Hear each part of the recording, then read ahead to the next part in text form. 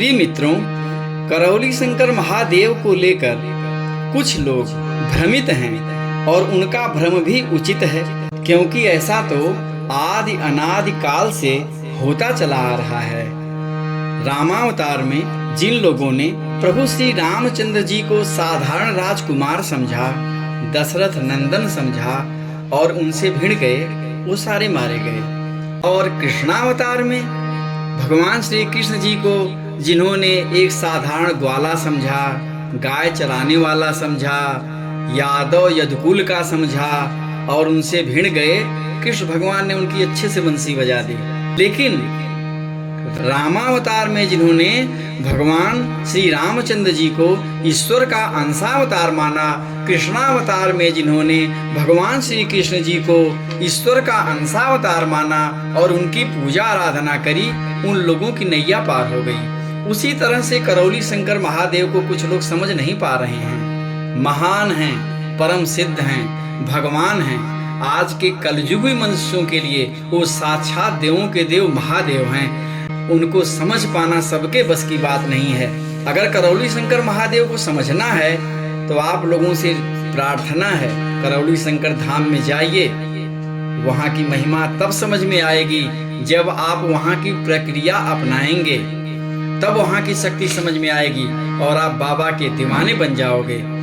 ईश्वर को कैसे पहचाना जाता है? रामचरितमानस में तुलसीदास जी क्या लिखते हैं? सोई जानई जेहि देहु जनाई, जानत तुम्हि तुम्हि होई जाई। तुम्हारी ही कृपा तुम्हि रघुनंदन, जानहि भगत चंदन।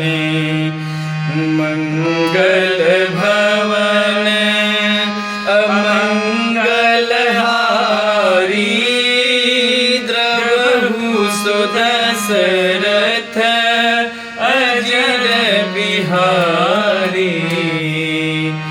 तुलसीदास जी रामचरितमानस में लिखते हैं कि हे प्रभु, आपको वही जान सकता है जिसे आप जनाते हो, जिसे आप बताते हो, जिसको आप अपनी पहचान देते हो, वही आपको जान पाएगा।